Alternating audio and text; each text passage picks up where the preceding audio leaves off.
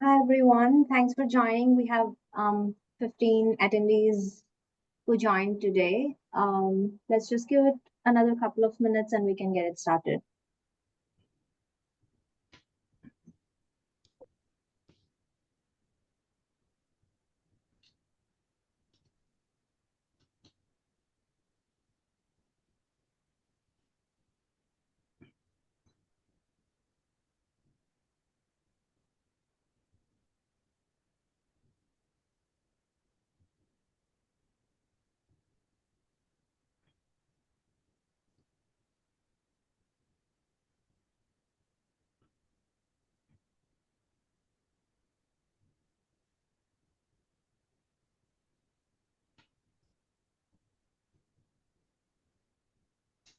Welcome to the City of Edmonds Community Open House. This is an online open house about 2025 code updates.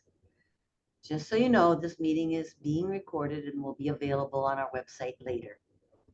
I'm Shane Hope, the Planning and Development Director, and with me is Mike Clugston, our Planning Manager, and two key planning staff, Navyusha Pentecoda and Brad Shipley. So, next slide. To speak to where we are going to discuss tonight, we've got some code updates in particular. So what we will be doing, and go to the next slide, is first starting with this overview and then talking about where we are with development regulations for neighborhood centers and hubs, and then some about where we're going with middle housing concept we can talk about more, and then what the community engagement plan is like, and a little demonstration about our new website, which I think you'll find very helpful. And then we'll get to questions and answers and hear from you more and provide the information that we can, and we'll wrap up. So to begin, one thing to keep in mind is that city codes must be consistent with comprehensive plans, and they must implement the comprehensive plan. So in Edmonds, our comprehensive plan had a major update in late 2024. So we're in the current phase of updating our regulations to align with the comprehensive plan. Also, state law requires many of our city codes to be updated anyway to reflect new legislative requirements, like for middle housing by the end of June 2025. So you'll see there on the screen some of the things that work for that. Right now, we're going to turn to Navyusha Pentecoda to talk about what's happening with neighborhood centers and hubs. Hi, thanks Shane. Firstly, I just want to confirm if you are seeing the screen that says neighborhood centers and hubs. Yep. Now we can see that screen, I believe.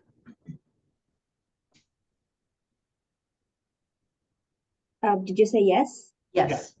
Oh, sorry. Okay. Is it still the same? Yes. Sorry, just wanted to confirm. Well, thanks, Shane, again, and thanks to everybody who's here today. Let's start by talking about what are neighborhood centers and hubs. Imagine small, vibrant neighborhoods where we can walk to go get a coffee, shop for groceries, or visit a local cafe any time of the day, like we do here in downtown.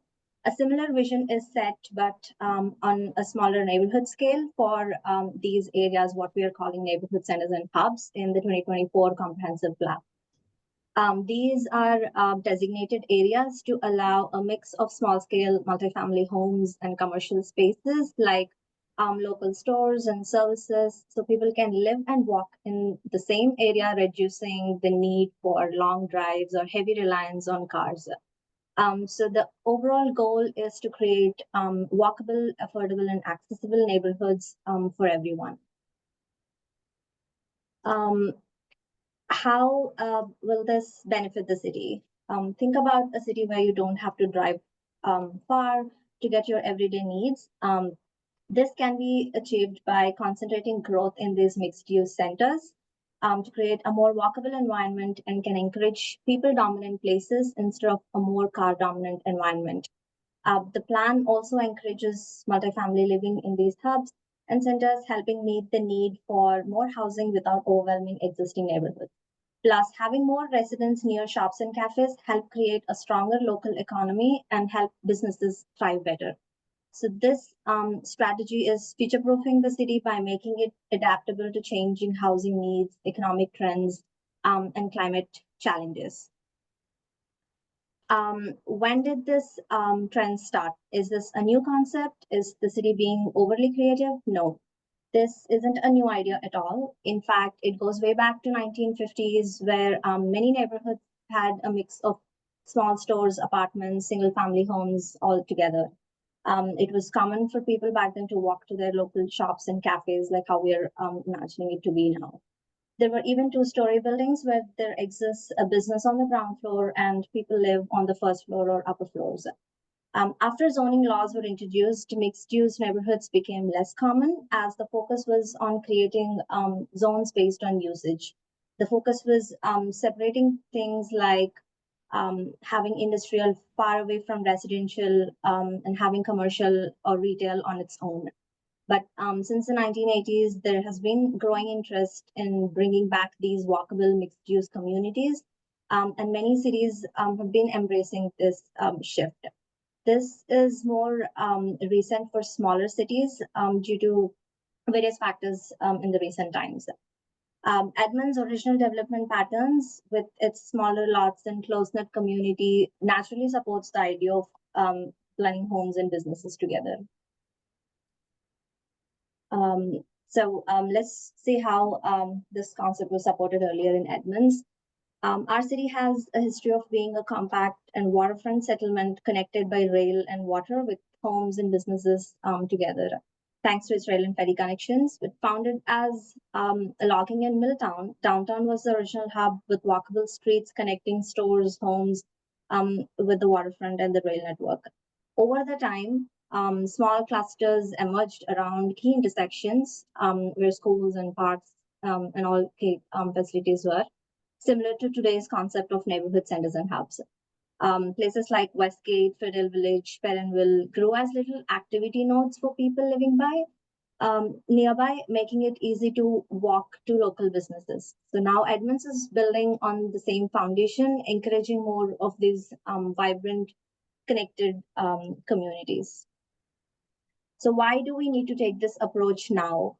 Right now, there's a housing shortage, especially for smaller, more affordable units. The city needs more options to meet the growing demand for housing. Many areas lack amenities like cafes, shops, or services. So having these close by can improve people's quality of life and create a sense of community. We barely have outdoor gathering spaces or any sort of spaces for community events outside the downtown area. So some neighborhoods already have a mix of commercial and multifamily buildings, which is the opportunity the city has taken advantage of, as they seem to be perfect spots for small scale growth, which are today's neighborhood centers and hubs. So the comp plan has addressed these challenges by creating a roadmap for gradual development in 9 key areas around the city.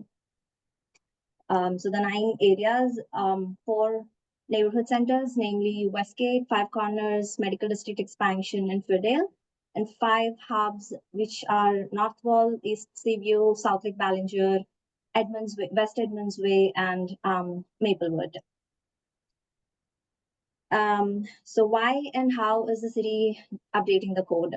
To bring the vision set in the comprehensive plan to life, the city is updating its code to make room for these changes and enable development in accordance with what we have planned. The official due date as per the state legislation was December 2024, which was last year. To meet the deadline and to stay in compliance and to be eligible for future grants from the federal and state resources, the city put in place an interim ordinance. This is a temporary ordinance for that stays in place for 6 months, unless council takes an action earlier. So this means the city is giving people an opportunity to review the details of what's been proposed and to get involved. Community input is, of course, critical, and the city will be working with the community in the planning board to create long-term solutions. The final action will be taken by the city council to adopt the final ordinance, which will be the permanent ordinance by late May. So some of the key highlights of what's in the interim ordinance are: the new rules will allow small-scale multifamily housing, commercial, recreational by right within all the designated centers and hubs. These areas prohibit some uses like sexually oriented businesses, hallway houses, etc. They encourage development up to 3 stories in height in majority of the centers and hubs, with exceptions for taller buildings in certain locations.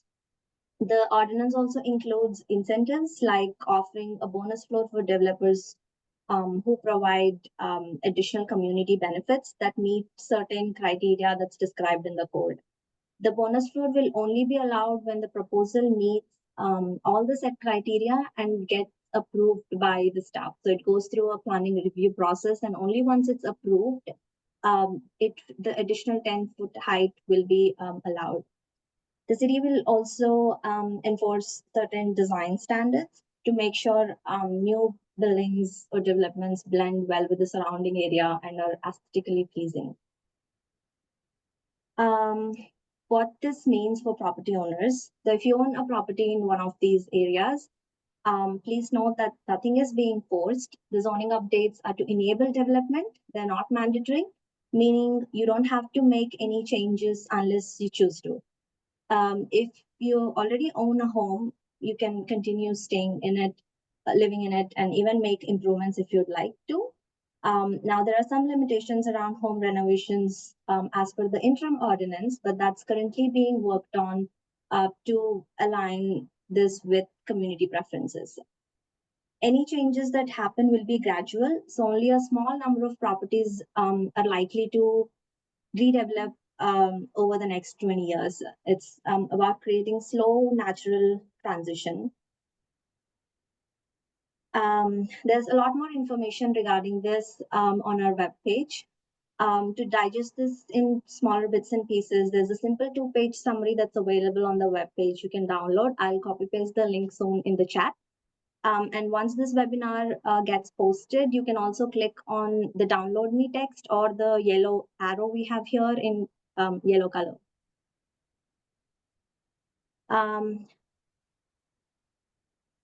The city has been listening to the community's feedback. Some of the concerns raised include how the new zoning might impact neighborhoods next to single-family homes. So the city is currently looking at setting some standards for these transition zones to soften the impact in these areas. There are also efforts to ensure that environmentally sensitive areas are protected. All new developments must satisfy the critical area code, tree code, and other requirements we currently have. Parking requirements will be reconsidered in some specific areas where needed. Moving forward, we will be asking community to share their thoughts and provide input on various aspects. They will be getting involved with staff directly to provide comments and have conversations regarding this. So some of the things that community can provide input on, or should hotels be allowed in these neighborhoods? Do we want to consider them to make sure they fit with the community feel or not? Should we allow light industry or not? Meaning small repair shops like bicycle repair, home appliance repairs, artisans workshops like businesses that focus on woodworking, jewelry making, custom furniture, or some businesses that offer tech support, and so on. Design standards, are there any certain standards that you would like to see as applied to the new developments? About open spaces, trees, areas for kids to play. So it's more about creating areas that are not just buildings, but more people-centric and community-oriented. So please provide us all your thoughts in the upcoming community engagement activities. With that, I'll pass it on to Brad, who will be talking about the middle housing. Excellent. Thank you, Navyusha. Let's see if I don't know if I could get remote control of the presentation, or I'll just have you flip slides. Give you the access. Good evening, everyone. I just wanted to thank you for joining us tonight. We're going to talk about middle housing and what it means for Edmonds, why it's happening, how it's being implemented, and how you can stay involved.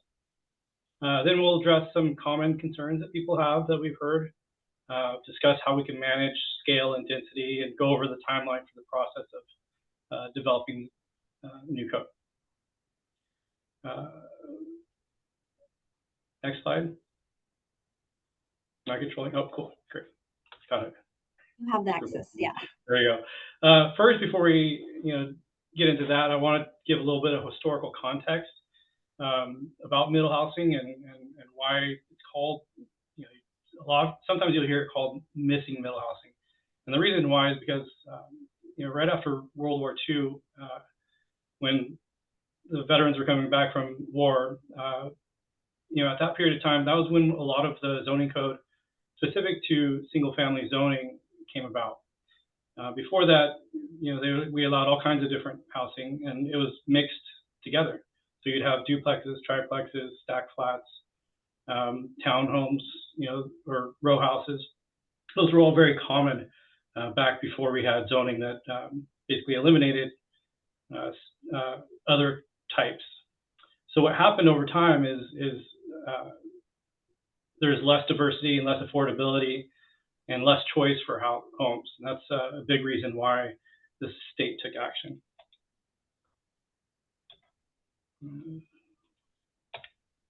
Trying to skip. There we go. Okay, so I provide a couple examples here of missing or middle housing that already exists within Edmonds, and you may not know it just by walking by. So, I think the point here is to show that middle housing is often in scale with existing single family housing. This here is a triplex. You may have walked past it if you're down on the beach. This is on Sunset Avenue. This was built right before we started regulating for single family housing. I think our code first took effect in 1956. I'm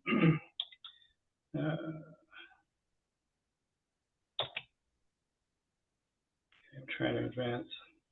All right, Navyusha, could skip it, please. This one? Yeah, so this is just another triplex, showing a couple different examples. Both of these are house scale. They're similar in style to existing single-family homes. And these examples that I'm showing, these are just going to be duplexes, triplexes, and fourplexes. And then we'll get into some of the special types that also exist. So next slide. And this is a fourplex down off Daly. This was built a little bit after we had zoning, but the zoning at that point allowed this type of density on a lot. Next slide, please. And then a couple of duplexes, and these are more modern in style. These are built in the, technically I think are a multifamily area, but you can see that these are still of house scale and of character with the neighborhood. So when we talk about middle housing, this is really what we're talking about. Go ahead, next slide. And then there's also a couple of types of middle housing that are a little bit more distinctive. This is a stack flat. These are defined by the state regulations. So this just means a dwelling unit in a residential building with no more than 3 stories and on a residentially zoned lot. So, you could have a stacked duplex, you could have a stacked triplex. These are just different ways. It's a different organization for the building itself. Next slide. And then courtyard apartments. These are going to be slightly larger in scale than your typical home. They, historically would house more units than the 4 that are allowed through middle housing. But it is an option that we have if we want to select this as a building type that we'd like to include. Next slide. And then cottage housing. We hear quite a bit about this one. Usually you're going to have smaller units, between 800 and 1,000 square feet usually. And the cottage units are typically about 1 story. Sometimes you'll have a 2-story towards the rear of the lot. And all the cottages orient themselves to an open space. And there is a requirement for a minimum of 20% open space that's required by state law. Next. So then why are we doing this? House Bill 1110 is the middle housing bill. And it requires cities to allow at least 6 middle housing types. There's 9 total.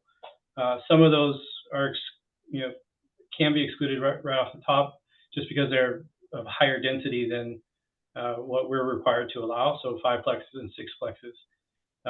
And these are going to be required in predominantly, residential zones, residential zones within the existing zoning that doesn't achieve middle housing densities already. So some of our multifamily may not achieve middle housing densities, and we'll have to look at those. What does it mean for your individual lot? So by right, everybody will be able to develop with at least 2 units per lot. You allow up to 4 by right if it's within a quarter mile of a defined major transit stop, or up to 4 units with an affordability incentive for all the other lots. So we do have to plan for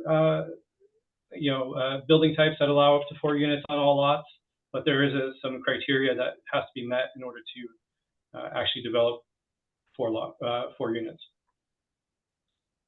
Next. And why is this being done? So the purpose kind of goes back to the historical context where we're looking to provide a greater range of housing options and reduce pressure to develop our forests and our farmlands.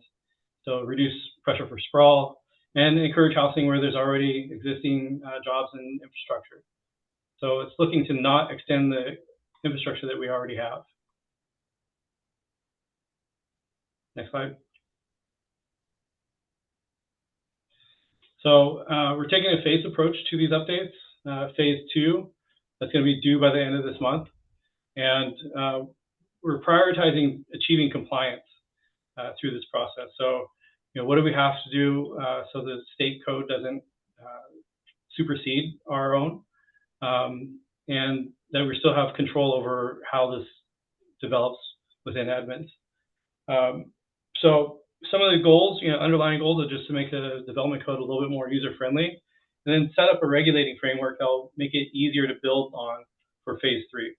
And then phase 3 is going to give us an opportunity to further refine the standards, reorganize as needed, take care of things that we would have liked to get done, but we didn't have time within phase 2. So we'll add more refined detail, and then may also include adding more detailed design standards for middle housing and beyond. Next slide. The code sections that are under review right now, we're going to have to update our impact fees to allow more of a sliding scale for smaller units. And then for the community development code, looking at middle housing zones, it's going to replace the existing single family zone, how to handle subdivisions, and then updating our definitions. Other sections may need cleaning up references to single family that are either non-compliant or should be more broadly applied. Next. So addressing some of the common concerns, we hear a lot, middle housing doesn't fit the character of the neighborhood.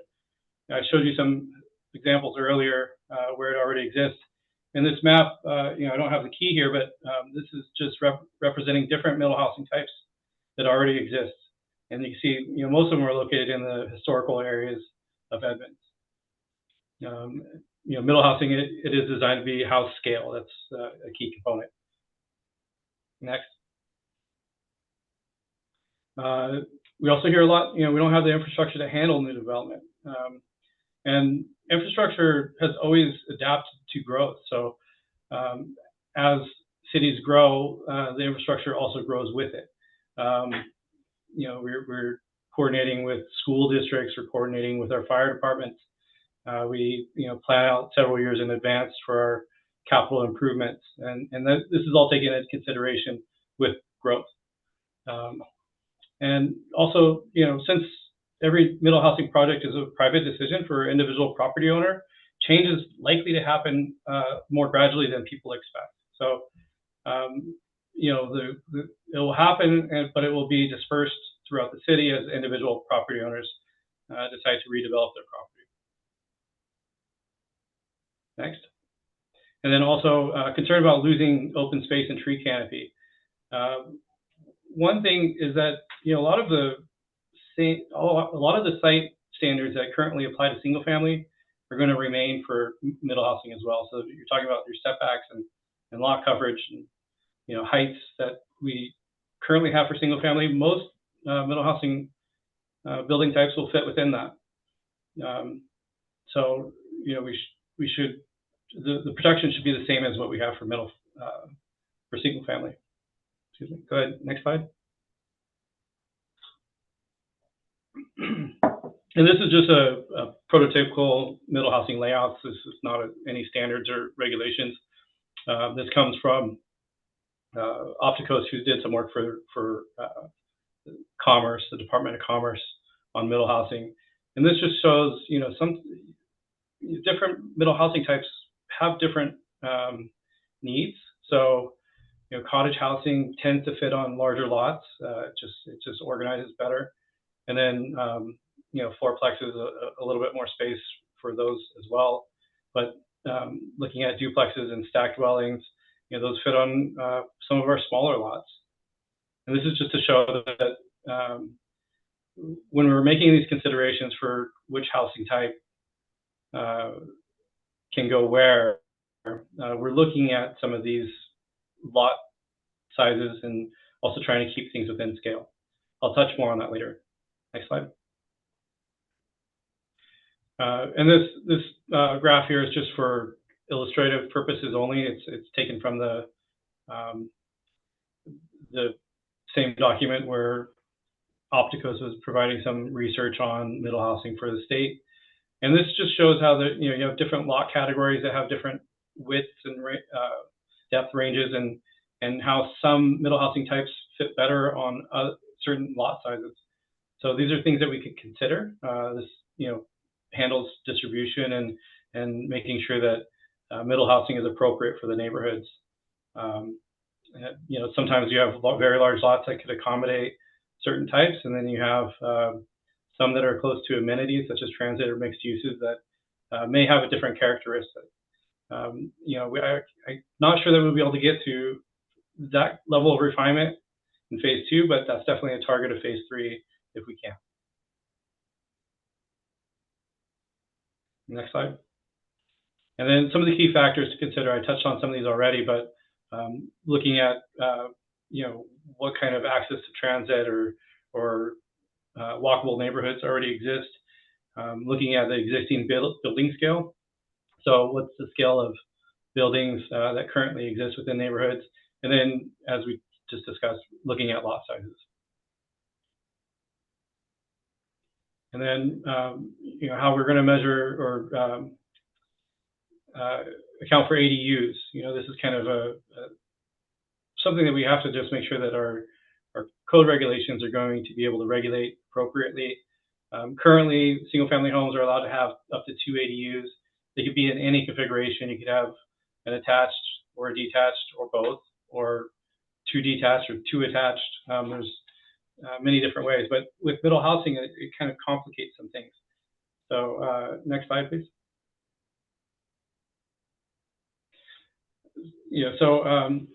As we look at ADU considerations and whether they should count against unit density, that is just something that the cities, has been left to the cities to decide. It's up for us to kind of figure out how we want to count unit density, so we're getting the results and don't wind up with something that's unintended. I put a question mark on that last one because it It's not something that we're recommending, but it's something that we need to address so we're not winding up with more units on a lot than we had planned for. Next slide. So, you know, we're have several different community engagement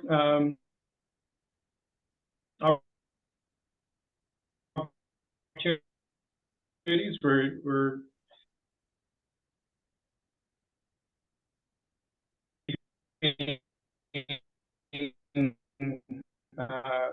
keeping up with press releases. We'll post on social media. The city newsletter. We also have a website, which I think Navyusha will show you.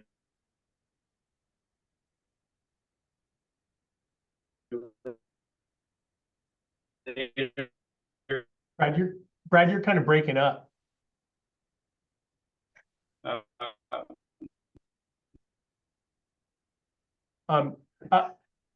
Let me jump in here quick and I'll go through these slides. I hope everybody can hear me okay.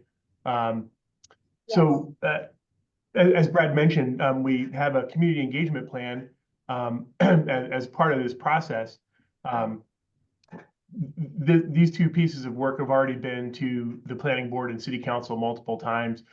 You've seen online and in Edmonds Beacon, you know, write-ups about the work. And so that's going to continue for the next several months. So tonight is the first big outreach piece, the online piece. And as was mentioned, this will be recorded and you can refer back to it later for sure.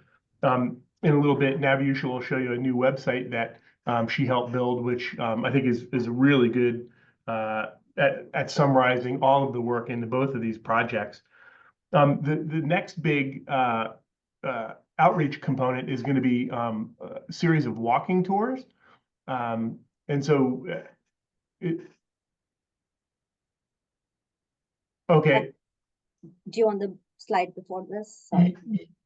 Yeah, that's fine. And so, and we'll get to that in a minute. But at the website, you'll find different ways to communicate with us. You can sign up for notifications, submit comments online, email directly to staff. We're all available anytime. As was mentioned a little bit, there's going to be multiple public meetings at the planning board and multiple meetings and hearings at the council to take input. That's why they're there. And then, you know, if you have any other suggestions for outreach, for sure, let us know. Knowing that I think everybody realizes that the city has some resource limitations right now, but we'll certainly do what we can to reach as many people as we can. So that's the goal. So next slide, please. And so here's one element that you can take advantage of. And this is in concert with the upcoming walking tours on March 27th, 28th, and 31st. So we'll get to that in a second. But if you can't make those events, you can still provide comments through a QR code. You can take photos of the areas that you're concerned with and submit comments with those photos. And we'll obviously put that into the record for review by both the planning board and the city council as they work on these two pieces of code. Next slide, please. And so, as I mentioned just a second ago, there's going to be 3 walking tours coming up at the end of the month, and one in each of the neighborhood centers and hubs. That's the plan, and each one will be 90 minutes. Staff will be walking through these areas and having this essentially just a conversation in the field about you know, what you like about the area. Are there other amenities that you could see being part of this space? And again, you know, this might be a good opportunity to take some photographs and submit those after the tour, and submit comments after the tour as well. So just another way to get out and interact with folks in the field, which I think is a pretty exciting opportunity. Next slide. So Navusha will take it from here. She has created this, what I think is a really cool story map for both of these pieces of code. So yeah, take it away. Thanks. Thanks, Mike. Let me share my screen again.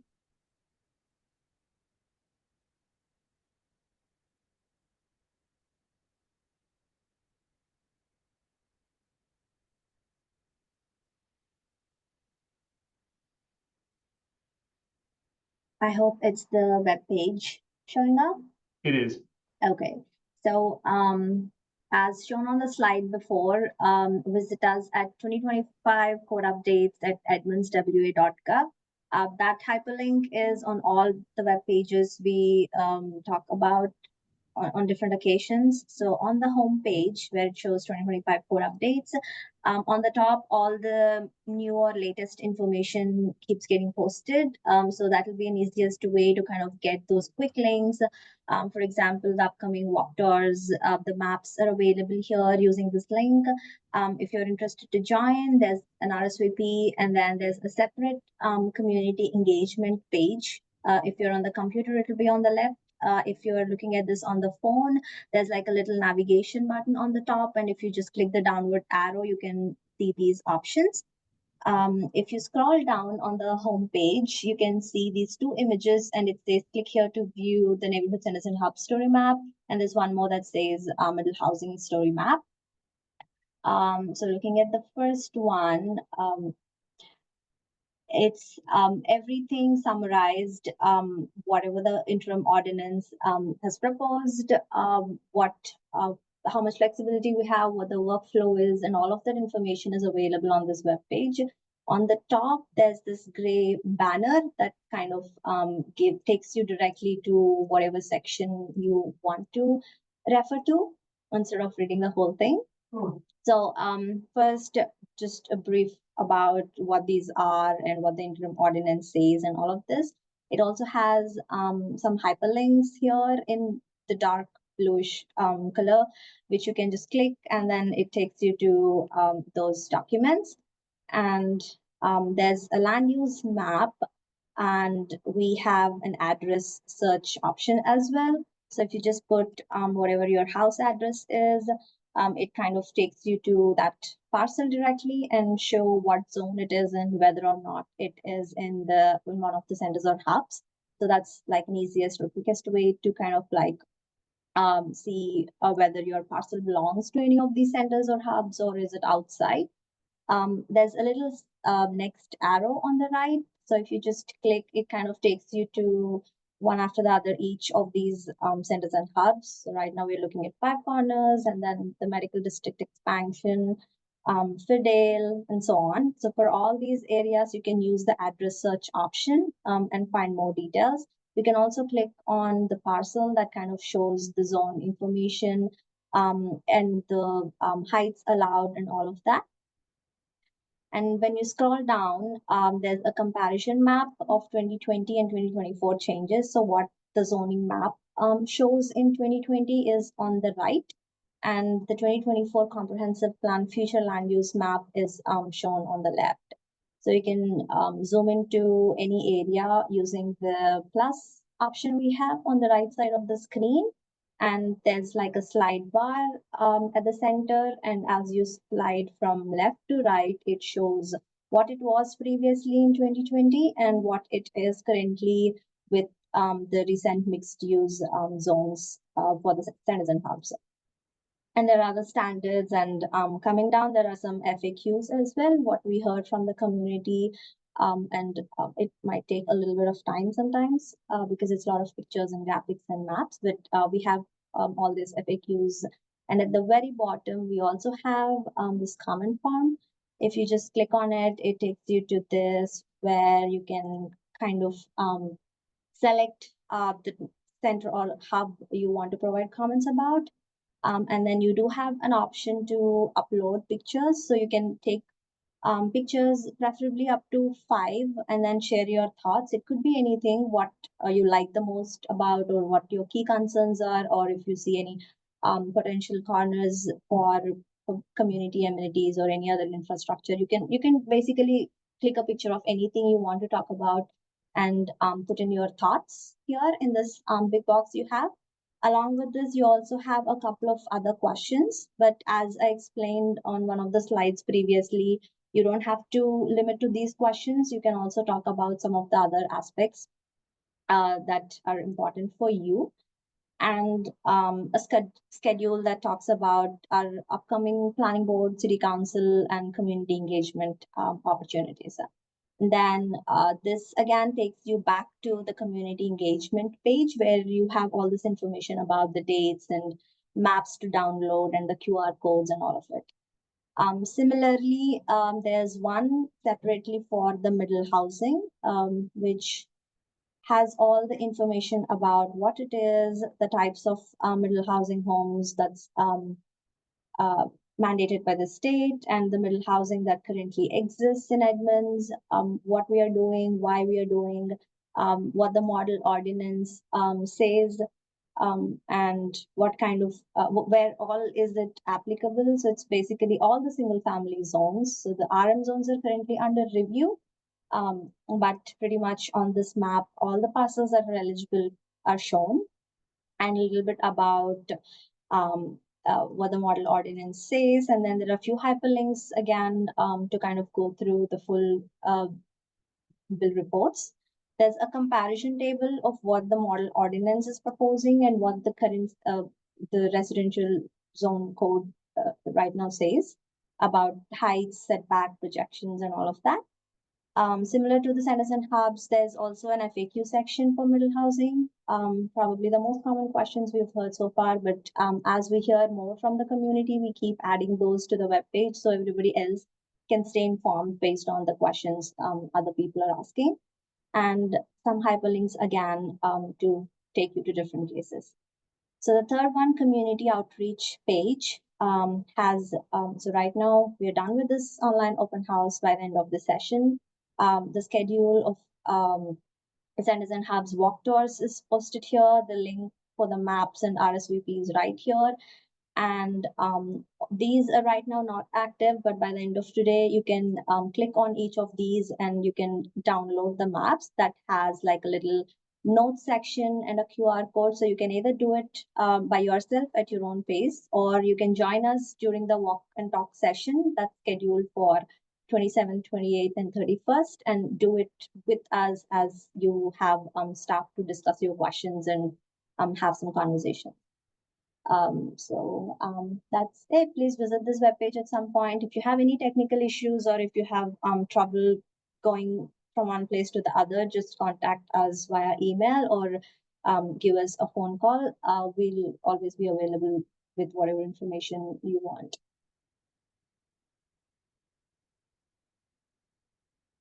And with that, let's open this for Q&A.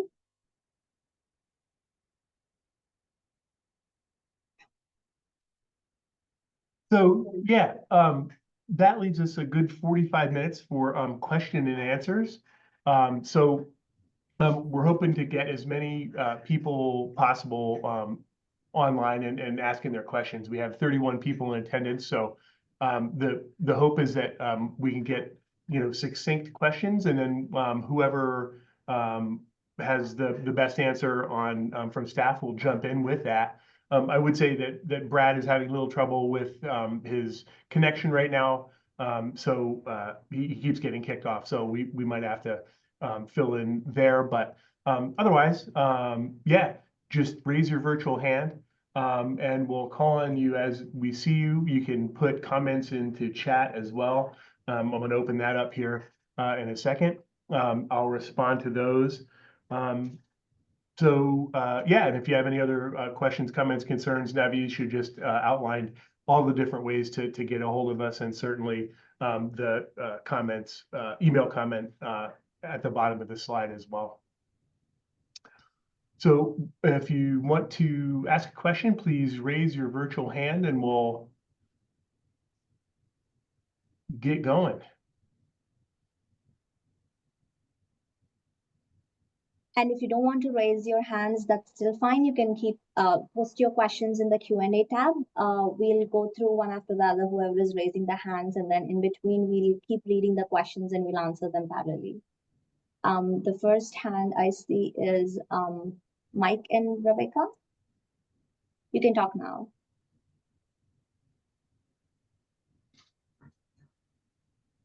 Might have to unmute. There we go. Hello. Hi. Hi, Mike. Hi, guys. First, I can't believe I'm the first one to get picked. Two, I still see the chat disabled. So there's no chat option. It's the Q&A where you'll be typing whatever you want. So it's just two different options that does the same thing. So use the Q&A, please. Well, thank you. I'm sure if I was confused, maybe some other folks were confused as well. So thank you for clarifying that. I have lots of questions, so I'm going to limit myself just a few so other people can get to the questions.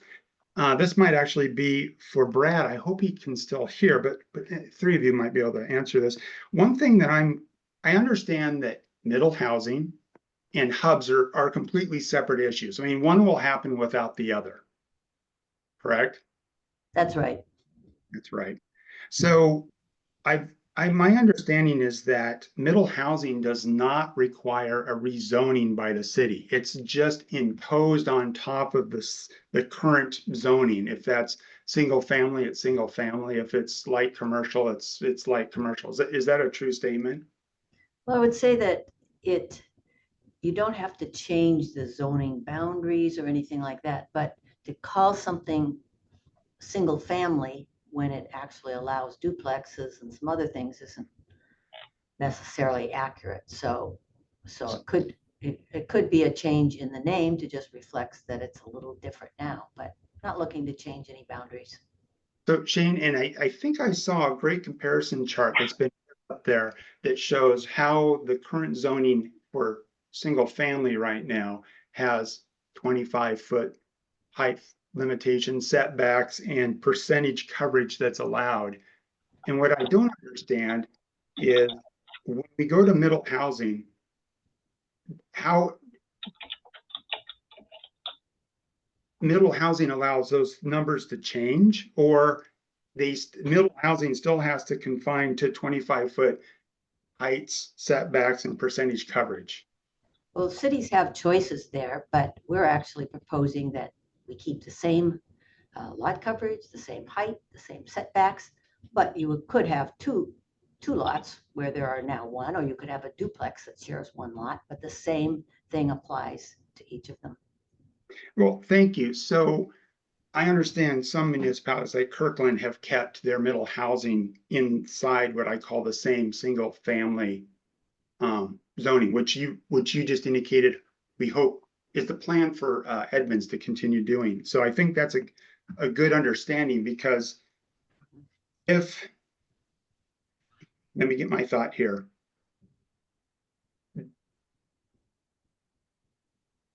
Thank you for being patient.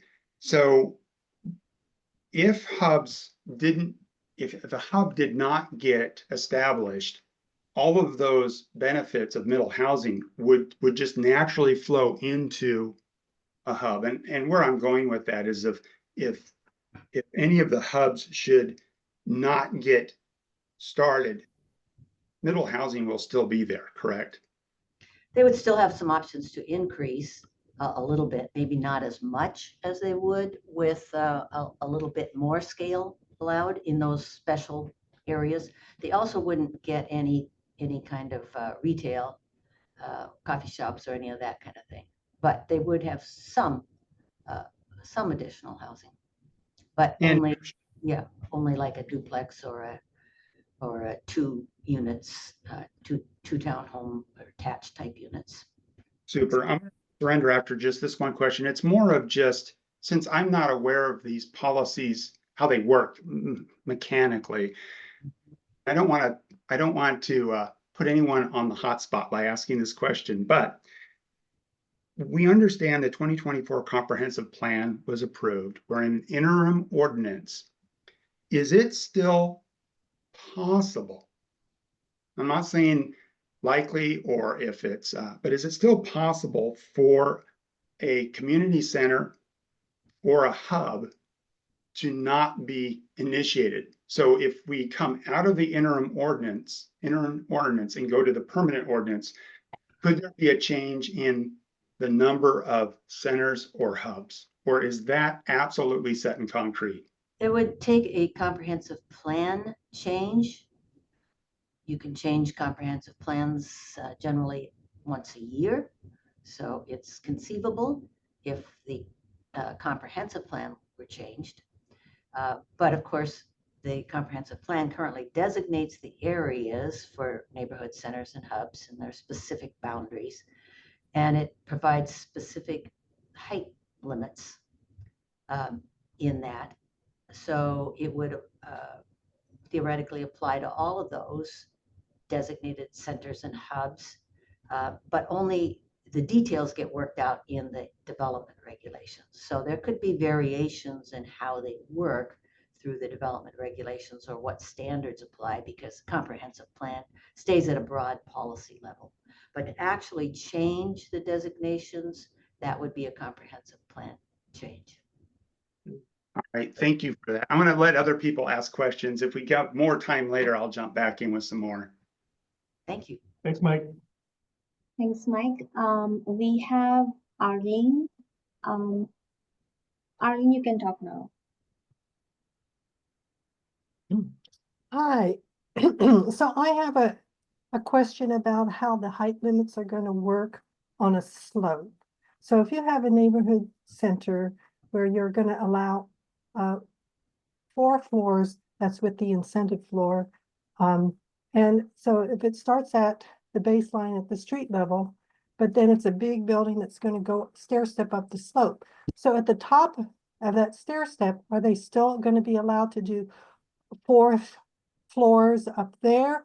Or is there going to be some kind of a design code where they're going to be limited from the base up into the stair step at the top? So they can't just keep going up and up and up with 4 stories, or will that be allowed? I don't know what. I think you raise a good question, and I think that, we have not yet gotten to the design standards, but that's one of the things we'll be working on. So appreciate that. Yeah, I just think that a lot of times that would not be allowed, that you would say there had to be some kind of a formula that they would have to meet so that they couldn't just, go up the hill and just, start towering up the hill 4 stories way up high. Oh, yes, yes. So I hope that you're going to consider that. I don't know if it's phase 2 or phase 3. That should be in this current phase. Yeah, but when you're trying to lessen impact on surrounding residences, that would be something that could be a problem if you don't tackle that. I know you're trying to do some kind of transition there to make it less impactful, but if you don't take that into consideration, then you're going to have a big problem, especially like in the Westgate area. So I hope Very you good. consider that. Very good. Thank you.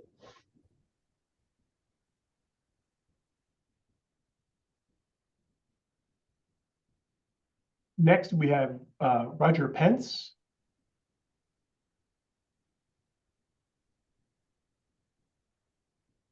Hi, Mike, and everybody. Yes, I'm Roger Pence. I am a former member of the planning board and very interested in this topic. One of my frustrations with the online format is we don't know who all's in the room. We can't be networking and kind of the normal social things that we do in a group meeting. Can you publish a list at some point of who all is attending today? Well, we'll have to look at that. Sometimes for privacy reasons, not everybody wants their names released, so we'll see. Who from the planning board is online? Well, right now we're looking to get your questions about this. I'm sorry?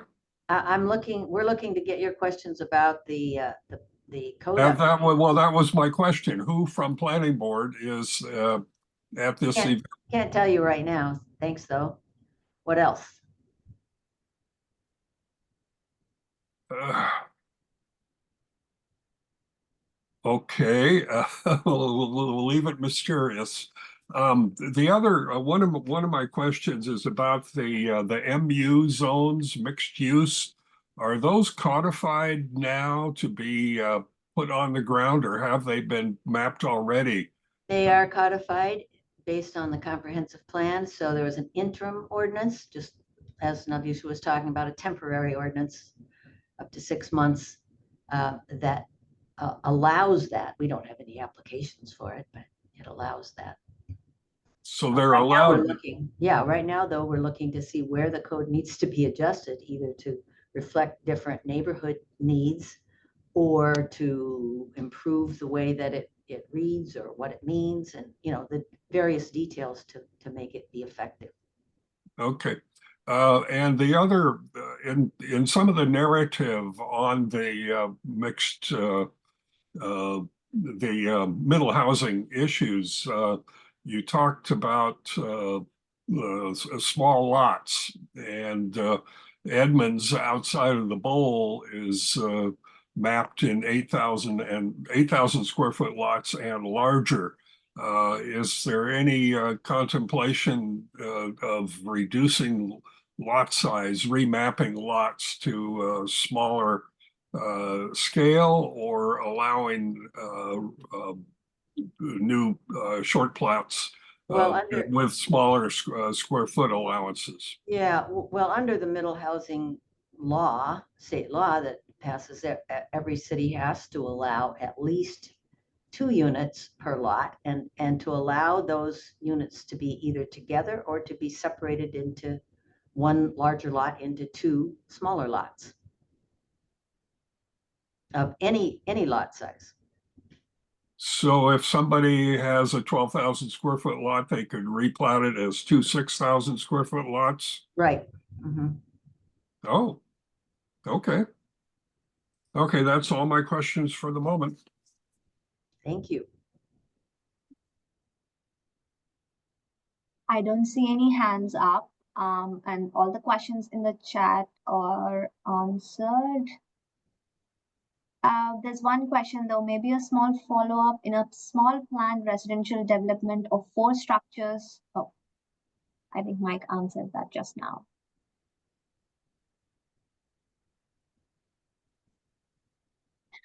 We have Larry who wants to talk.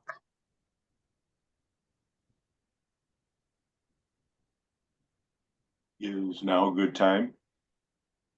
Yes, thank you. You can hear me? Yes. I've heard a couple people say that they think that the criterion for commercial in Hubson centers is inadequate. And I believe that it's a ground floor mixed use building in a Hubbard center should have 10%, at least 10% commercial. And these people have said that that's not adequate to create the kind of vibrant environment that we're looking for. That said, nobody could tell me what the preferred percentage ought to be. Do you think that at least 10% is the right way to describe the desired commercial in a Hubbard center? Well, that's actually one of the things we do want to work on. As you say, what's the right number? And it probably depends a little bit on the type of building and the size of the building, whether 10% is right. We would like to see more in some cases, of course, but there could be some cases where you simply have 4 units of a building with 4 housing units, and they don't have much for much or maybe anything. So those are kind of the options we want to look at and see. We welcome input on what makes sense. Some people have also said, well, we don't need to have mixed use in every building, but we do want to encourage it. So maybe there's ways to incentivize more.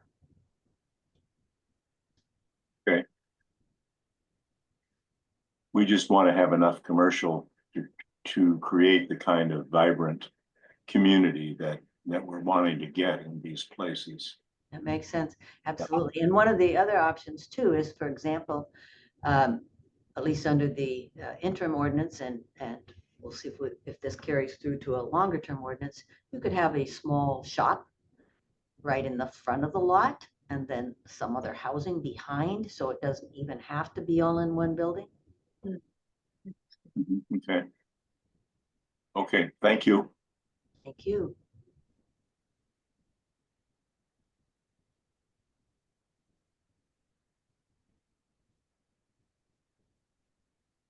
Any other questions for today?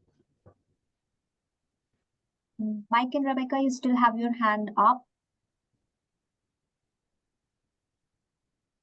Okay, we're back. I wanted everyone else to have an opportunity to talk, so Appreciate that. I just didn't want, so we're back. Yeah, I just, I forget the individual ahead of us that brought up the slope issue. But yeah, I think more definition on that would be wise, more consideration of how that starts to look. And I'll try to explain why. You probably know why it's already important. So I feel like I'm talking to the people that know. But yeah, when I looked at some of the, I am terrible at names, by the way. Navusha?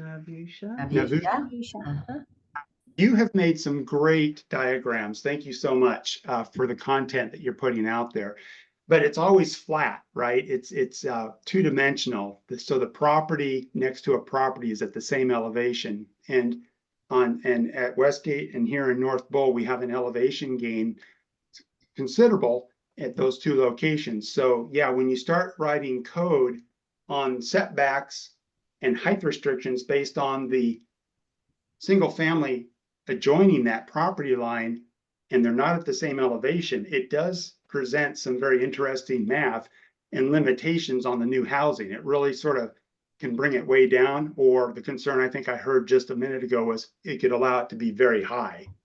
So I appreciate that. I think we do want to look at that. I will mention, of course, to some extent, that's true in existing single family, where you might have a small one-story house located right next to a much taller two-story house that's on a hill. So that will appear much larger than the existing single family house. you described our little house perfectly, by the way. I hear you. So we do want to look at that. It's sometimes hard to get a perfect solution, but I appreciate those comments. Yeah. Another, just a question really for clarity. The walk and talk, I heard that you're going to have a path or a plan sort of laid out. But you're willing to hear some input from the neighborhoods of very specific areas that we think we should go look at. Is that true? We can still change or add to your path. Oh, yes, the path is just meant to be, something easy to follow, and that we're planning, that's how we're planning to walk it, but you can go any other way. Okay, so just on that, and again, we're getting into some pedantic planning, and we can do this via the new website that you've set up. But here in the North Bull, I think there's some areas that are on private property along the stream that are going to be very important to look at because of the critical environmental impact. And so I wanted to segue into that question. We in the North, and I'm sure other communities have the same issue, but here with our annual running stream, it's shown on the GIS maps. We're aware of it as a community. How was that taken into consideration that, and I'm talking the viability of putting multifamily or more dense housing on those lots with the stream there? It seems like the setbacks would prevent anything more than the house that's there now. Do you want In to? some cases, that is exactly right. So the critical area requirements will still apply, and in some lots, it won't really be feasible to do anything different. It will be interesting, Shane or whoever, to come along on those and sort of point to those and understand that a little bit more, because I haven't had time to read up on the critical environmental impact. So I'll do my All of best. that will still apply. Often there's 100-foot setbacks, sometimes more. It depends on the particular stream or other type of critical area. Did your staff Oh, I'm sorry, Rebecca, were you gonna ask a question? No, I was just gonna say, so it sounds like the answer is that some of this information hasn't been considered for the lots that were, in our case, in the, first of all, I don't like calling it the North Hub. We're still in walking distance from Edmonds, so I don't like calling it that, but I don't want to call it or Olympic and Puget Drive. So it sounds like the environmental impact statement wasn't looked at for the selection of properties that are in the current hub here. Because if they were, some of those properties wouldn't have been selected. Well, there's another way to look at it, which is that the environmentally critical areas were considered. And so it was knowing that those laws from our city or any other state laws that apply still go into effect. Maybe every lot has a little bit different way that a critical area affects it, but critical area regulations must be implemented everywhere. I think where this dialogue goes in my head is that at some point, shrinkage, I'll call it that, shrinkage of what looks good on the map starts to make a hub harder to be viable because you get less of the intended development. So you wind up with maybe only 3 or 4. I'm making a number up to make a point, so please, but I think you see where this is going. You wind up with minimal size that's really hard for developers to either come in and combine properties or commercial stores like the barber shop, the cafe. It just seems like that without understanding more data might make certain hubs look harder or less viable to meet the intent of the state law and what the city's trying to accomplish. And when I see that, I'm a dork engineer. When I see that, it's like, well, what is there another more viable solution at that point? And that's the dialogue that I am enjoying right now for the first time. I'm watching your face. I'm seeing you guys react. Back to Roger Pence, it would really be nice to have a face-to-face meeting at some point if you guys can handle that. You're welcome to meet with anybody. And I would say there will be an in-person open house. When's the date? I don't remember all of a sudden. Sometime in May. We don't have a date yet. Yeah. So we will have an online open house. And of course, if you're on those walking tours, you might have a chance to meet and talk with other people. I don't know if I still have an open mic. If I Yeah. do, Oh, May's yes, you do. pretty close. Mike, can we, if you still have more questions, can we get back? Because there are 3 other people waiting Oh. for a long time. Yeah, Mike, thanks. We're gonna have to move on. So I see Marty with hand up. Okay, can you hear me? Yes.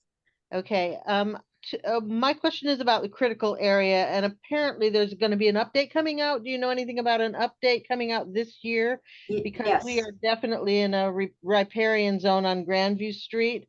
And on the other end of the street, and my neighbor is pretty interested in redeveloping his property right next to me.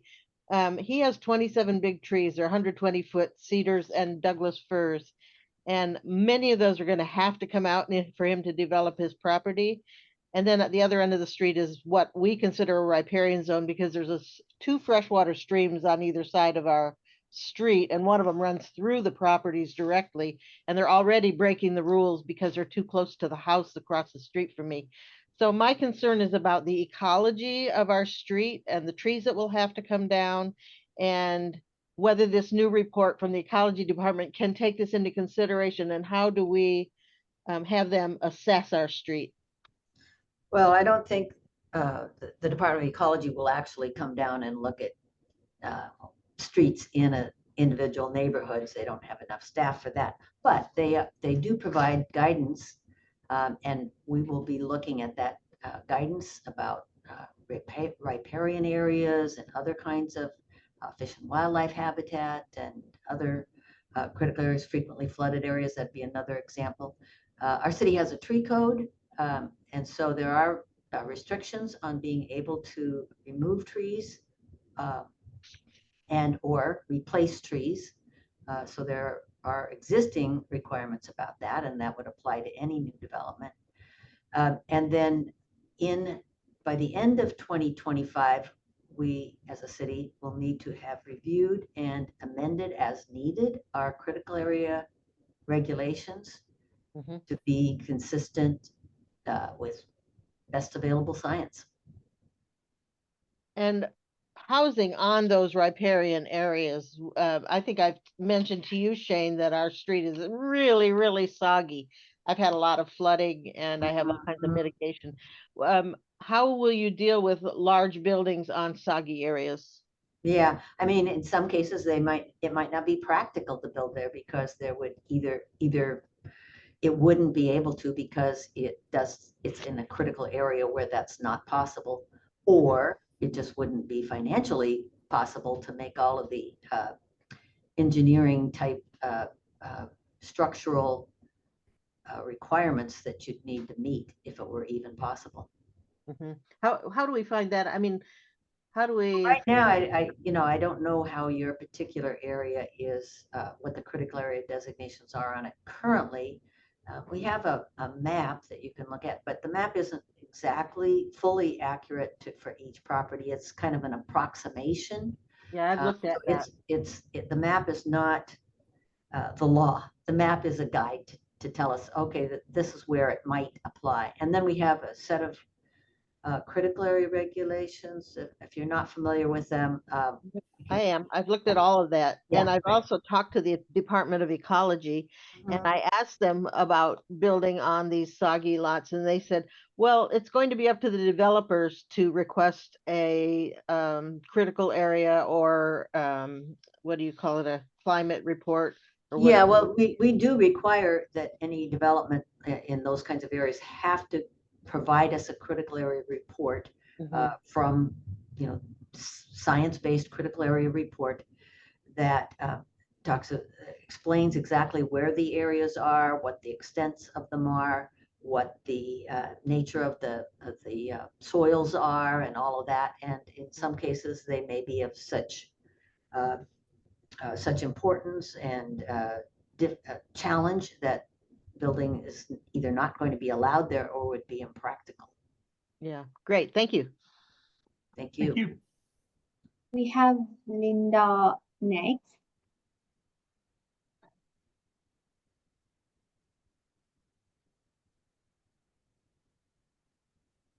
Oh, are you? So this is Arlene. Am I the one that's next? No, sorry, I Yeah. gave access to Linda. Sure, go ahead and ask your question since you already got the access. Here, Mine sort of piggybacks on just what was just talked about. I have tried, since I'm concerned about the steep slopes, okay, because I live near Westgate. And that's always been my concern, the safety of what the developer can do. And so I just heard this conversation go back and forth. My concern, when I try to read it, there's just an awful lot of vagueness and discretion there. When you update these critical area Regulations. regulations, yes. Mhm. So are you going to put, I mean, is it possible to put some more specifics in there? Because like in Westgate, there's a apartment building that was built called the Villages. And it got a steep slope exemption, okay? So even though I guess they had to do a report and whatever, they don't have adequate buffer between the back of the building and that steep slope. So my concern is when I read these codes, the regulations and what has to be done, and then they can apply for an exemption, then I feel like, well, what's the use? Nothing is ever going to be set in stone. We have an unsafe building there, which I personally feel is unsafe, because there could be a landslide going into the back of that building, or if there's a fire, you can't get a ladder up there to the egress windows. And that was allowed. Are you going to try to come up with a way that cannot happen again? Because I think that's one of my causes for alarm in all this, is I want Edmonds to make me feel safe and other people feel safe, the people that are going to be moving into that area safe. I'm concerned about safety and what I've seen with the landslide that happened over there, and I know that happened because it was developed a long time ago. And then I look at the villages, which is pretty recent. And, I really want to stress, you need to make people feel safe. And I don't feel safe now because I look at your regulations and I go, whoa, lots of wiggle room. So it's just more a comment I'm making than anything else. Please. I appreciate that. We just have not dug into the critical area regulations yet because we're on this first deadline, but point noted, thank you.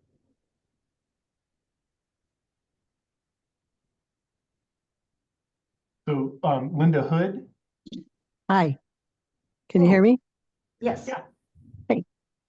So I have a question about the way the different areas have been drawn. We are in the North Bowl, and I call us the chipped edge of the bowl, but hey, so my question is, can the areas be redrawn? And if so, how does that happen? And the reason why I'm asking is, would there be a possibility, and I don't want my neighbors to jump down my throat, but would there be a possibility that perhaps the areas that are on the north side of 196 be redesignated as MU4 instead of MU3? Well, anything that changes either the boundary or the height limit would take a comprehensive plan change first. And those can only occur once a year. So we did one for 2024. There's one more opportunity in 2025 to amend the comprehensive plan, and otherwise once a year in other years. And what all is involved in that? Would that be changing the number of single-family houses that are currently in the area that's been designated, or is it also size or capacity? Well, I think you're touching on a capacity issue because part of the reason for centers and hubs, but not the only reason, was to provide a little bit more housing capacity because we don't have quite enough capacity in just our existing multifamily and mixed use places like Highway 99. So it was looking a little bit at the a number of units possible by doing some zoning change. But the other reason was just to try to provide more options for people to afford to live and more options for small business that could fit into a neighborhood. So there are kind of multiple things there. So it's up to the city council to decide whether they want to amend any of those designations. And when does that happen? If it only happens once during this calendar year? Well, they will start thinking about that later this month, and then they will think further about it for the next several months. So they'll probably, well, a lot of times, particularly with the major updates, they don't usually happen except once every 10 years or occasionally every 5 years. So the annual updates are usually fairly small, and they might not occur right at the end of the year. So I think the aim is to have any amendments by this fall. Okay. So now we know. Great. Thank you very much. Thank you. We have Jeremy Mitchell.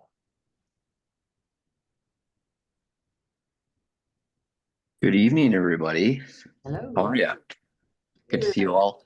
Hey, I just wanted to respond to Arlene's concerns about the critical areas exemptions and how that process works. Is Just because somebody applies for an exemption does not necessitate the exemption is going to be approved. And so really when you apply for an exemption on any critical area, you have to show through your engineering that you're not going to degrade the critical area. And so if an exemption of that village development was approved, that means that they were able to show through their engineering via civil or geotechnical that they could accommodate that structure without impacting the critical area behind it. That's right. Thank you for clarifying that.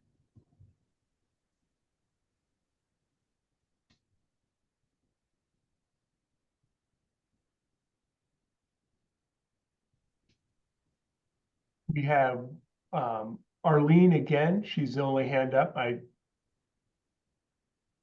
don't know if her hand was down and now up again, or. Yeah, I just had to make a comment to Jeremy's comment. I think it was Jeremy. No, you just have to go look at that building. There's supposed to be, according to what the regulations I read, there's supposed to be a buffer there between that building and there's no buffer there. It's not safe. I'm talking about there, there's a safety factor there. It's not, the problem is not that it's impacting the critical slope there. It's the critical slope could damage could kill people if it slid into their bedrooms. Okay, so that is different than what you just said. I'm just saying somehow that was allowed.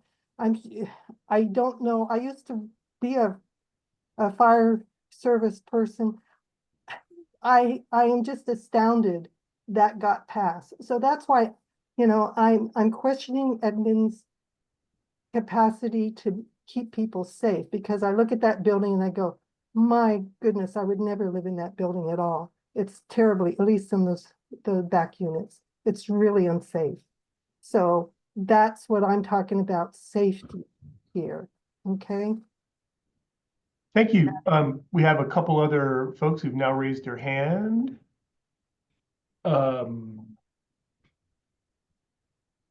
Selena? Yeah, hi, my name is Selena Bolatin, and I appreciate this meeting. I just want to say I am in favor of some higher density housing, some more affordable housing, walkable communities. And I'm glad that former speakers also spoke to the streams running through the North Bowl. That was one of my environmental concerns and questions. I also think, of course, as you get more people moving through the streets, I just want to say that turning left onto Olympic View Drive is getting more difficult. I imagine left turn lanes in different areas and different traffic signals and that sort of thing would need to be incorporated into some of these plans.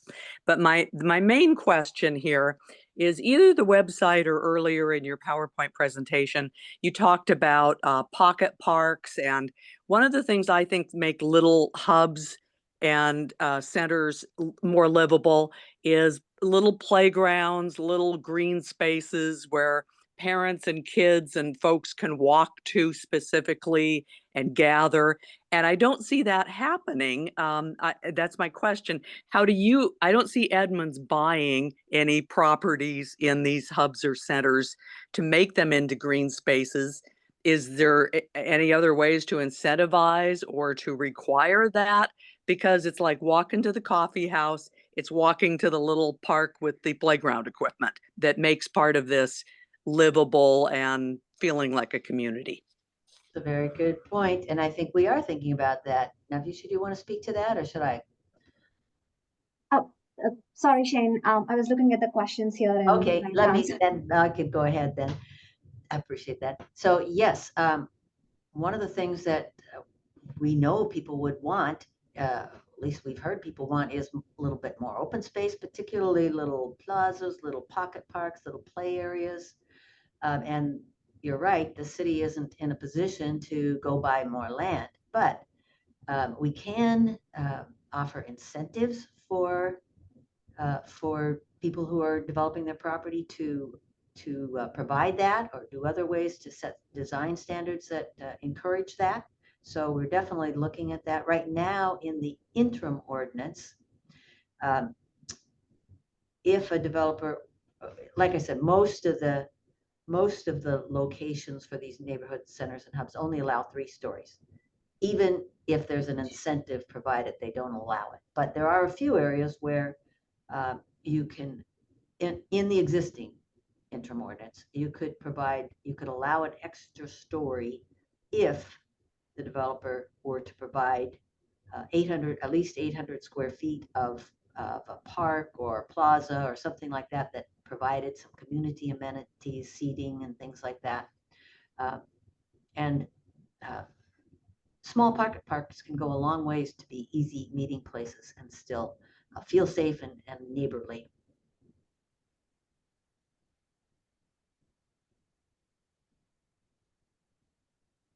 We have Tyra Allen next. Really curious about the outreach that's been provided. I keep hearing the public was part of these discussions, and maybe they were, but did you actually alert and bring the people in these hubs into this discussion? I know the answer is no, because I learned about this, all my neighbors learned about this because someone knocked on our door, not part of this group, a citizen. I knocked on the neighbor's door tonight. He's on this call. He didn't know about it until tonight. He's in the hub. Like, I would like a detailed list of the activities that were done for community outreach, not at a broad scale, that's fine, at the community level of the people that are designated to these hubs. Because I just keep hearing this comment and it's just not true. No, I don't think the comment was meant specifically to talk about the interim ordinance. So let me explain why that has been definitely an exception. So there was that broad discussion during the comprehensive plan process, but cities have an option to adopt interim ordinances on a temporary basis without doing the normal outreach. So that's what happened in this case, because the city was trying to get their ordinance to meet the state deadline, which really was at the end of 2024 to deal with some of these things. So an interim ordinance could be adopted immediately, and then, but is limited to no more than 6 months unless there's some special renewal by the city council. But normally it's 6 months or less. And then during that interim period, which is now, is the chance to reach out more to the neighbors, to the general public also who's interested, and to actually develop more input opportunities, and to have a public hearing and notice for that public hearing to the affected property owners. So that would happen this time around.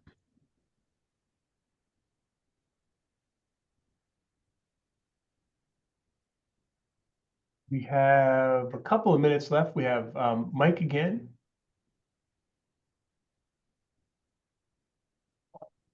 Hi, it's Rebecca. I didn't know that this area was going to be a hub. So you say that the interim hub can be changed, and that this is now the time to make changes. But you also said that the hubs are now designated under the comprehensive plan, and then they can't be changed because they get changed every once in a while.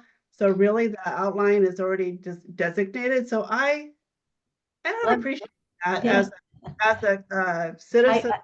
I can appreciate this feels confusing, and perhaps I didn't explain it well enough.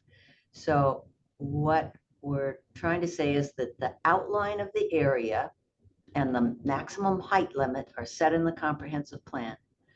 Those two things. So those can't change without a comprehensive plan change. But details in the code itself can be different, like describing more about setbacks or design standards or other things. So, and uses. So all of those kinds of things can be decided in the new framework of a code, whether it applies to in different ways to each of these neighborhoods for example. Maybe the medical district needs something that's a little different than Five Corners or something like that. So there's variations that can be thought about. So until the comp plan is changed, the outline of the areas wouldn't change, and the height couldn't be more, but it would allow other kinds of things to be thought about.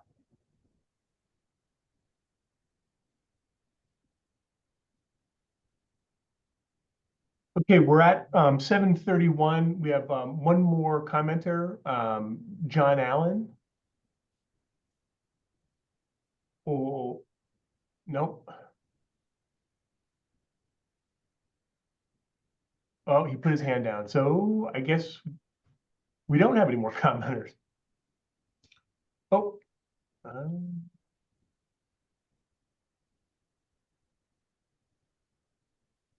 We're just about at the end for sure. Yeah, I'm not seeing any more hands. I think what we'll do is we'll put up our contact information again on the, Navusha can do that for us. And I'd like to thank everybody on behalf of all of us Mike? for joining tonight, including Brad Chipley. So thank you, everyone. There's plenty more ahead, so we look forward to continuing the dialogue and getting more input and ideas. Thank you.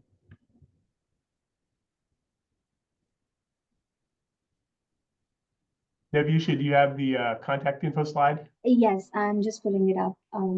I just finished answering someone.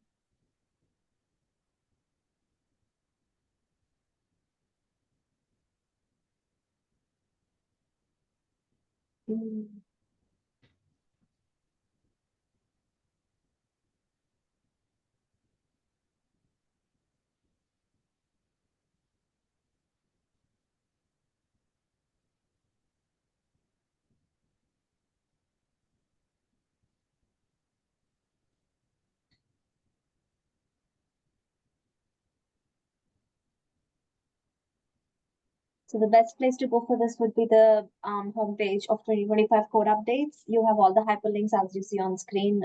Please use the Ask Us form to ask any questions at any point of time. Send us emails if you have any questions or concerns, or the images that you click and would like to share with us. There's a sign up form as well. Please send this to your friends, neighbors, and whoever is not yet aware of this whole outreach that's been happening.